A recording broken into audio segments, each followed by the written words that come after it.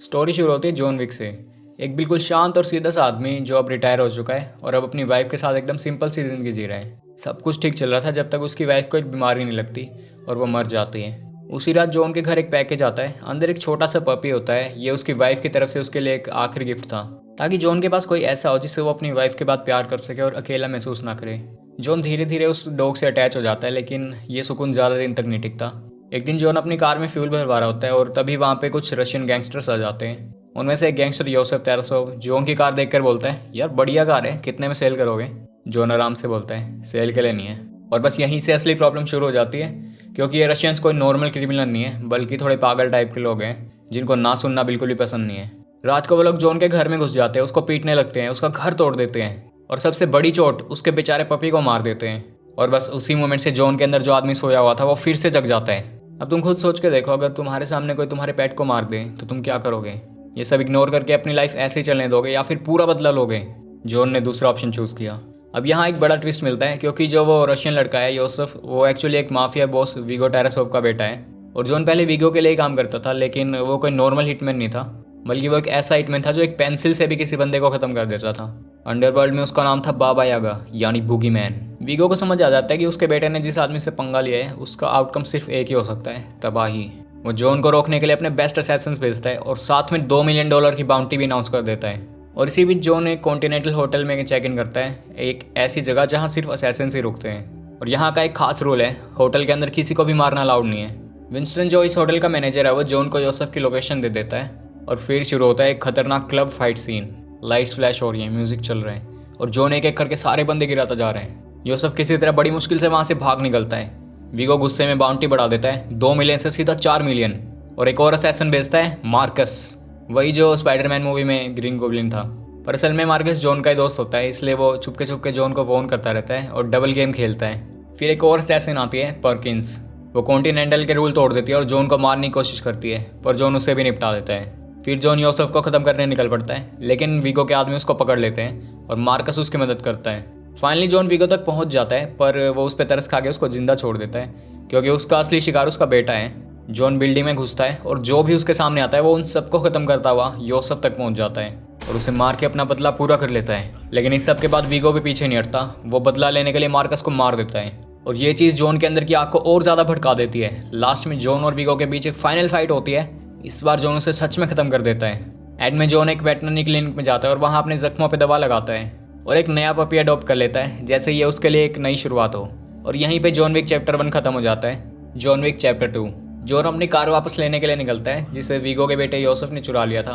वो car we go के भाई एब्रम तारासोव के पास होती है, तो जॉन उसके गैरेज में पहुंचता है, पर वीगो के भाई के आदमी उसकी कार को वहां से निकलने नहीं देते और टक्कर मार देते हैं। जॉन एब्रम के ऑफिस में जाके शांति से सब कुछ खत्म करने के लिए बोलता है।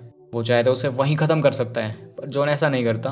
वो शांति से बात करता है, बस अब और नहीं, ये चैप्टर यहीं खत्म करते हैं। जॉन फाइनली सोचता है कि अब शांति से अपनी लाइफ जी पाएगा, पर कुछ ही देर में सब कुछ उल्टा पड़ जाता है। एक नई प्रॉब्लम आती है, सेंटिनो।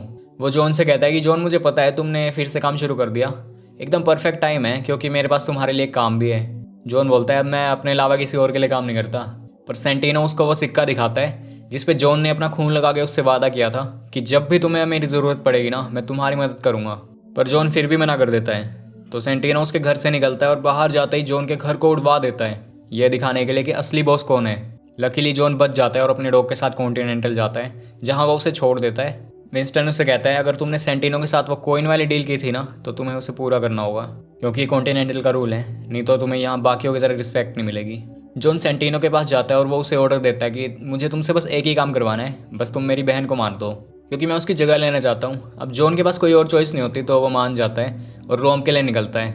वहाँ वो कॉन्टिनेंटल की एक और ब्रांच में पहुँचता है जो सेम सर्विसेज और रूल्स फॉलो करती है जैसे अमेरिका वाली करती है। जॉन वहाँ हथियार लेकर पहुँचता है सेंटिनो की बहन को ख़त्म करने के लिए। इसी बीच सेंटिनो वहाँ अपनी बहन से मिलने पहुँचता है। वो कहती है, मैं तुम्हारे हाथों मरने से अच्छा खुद मरना पसंद करूँगी, और वो अपनी जान दे देती है। अब जॉन के लिए सब कुछ एकदम आसान हो जाता है, क्योंकि उसका काम तो अपने आप ही हो गया। पर जब जॉन वहाँ से निकलने की कोशिश करता है ना, तो सेंटिनो के गुंडे उसका रास्ता रोक लेते हैं, और साथ में रूबी रोज भी, जो एक म्यूट कैरेक्टर है। इस बीच ये पता चलता है कि जॉन विक एक पॉलीग्लॉट है, मतलब वो रशियन, इंग्लिश, इटालियन और साइन लैंग्वेज भी बोल सकता है। ये सब एक्स्ट्रा सीन सिर्फ इसलिए हैं ताकि जॉन विक अपना असली काम कर सके, सबको खत्म करना। यहाँ से शुरू होता है असली एक्शन। जॉन एक गुंडे से लड़ता हुआ सीधा कॉन्टिनेंटल की फैसिलिटी में गिर जाता है वहाँ सबको रूल पता होता है कि यहाँ खून खराबा अलाउड नहीं है, तो अंदर पहुँचते ही सब लोग रिलैक्स हो जाते हैं। इसके बाद सेंटिनो बोलता है जॉन विक को मारना आसान नहीं होगा, और फिर रिवॉर्ड अनाउंस करता है। पहले पिछले पार्ट में 4 मिलियन था और अब सीधा $7 मिलियन।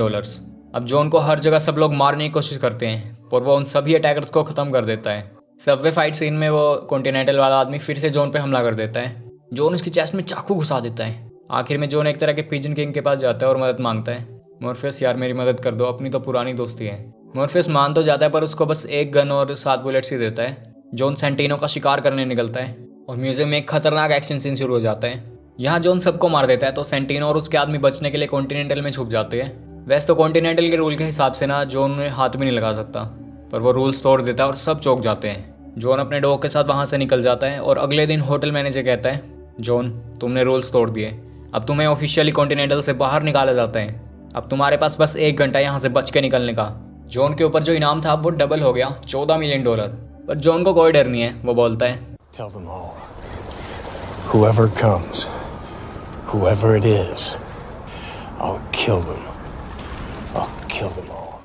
जाने से पहले विंस्टन उसे ब्लड पैक्ट कॉइन देता है जो कि जॉन विक के 3rd पार्ट में काम आएगा। जॉन अपने डॉग के साथ वहाँ से भाग निकलता है और सबको क्लियर मैसेज मिलता है जॉन विक को ख़त्म करने के लिए एक नई बाउंटी $14 मिलियन, जो बस 1 घंटे में ही शुरू होने वाली है। मूवी यहीं ख़त्म हो जाती है। तो ये थी जॉन विक चैप्टर 1 और 2 की कंप्लीट स्टोरी। अगर तुम्हें वीडियो पसंद आई तो लाइक करो और कमेंट्स में बताओ तुम्हें कौन सा पार्ट ज़्यादा बढ़िया लगा। अपना ध्यान रखो, मिलते हैं नेक्स्ट वीडियो में। तब तक के लिए स्टे ट्यून्ड, स्टे डिकोडेड।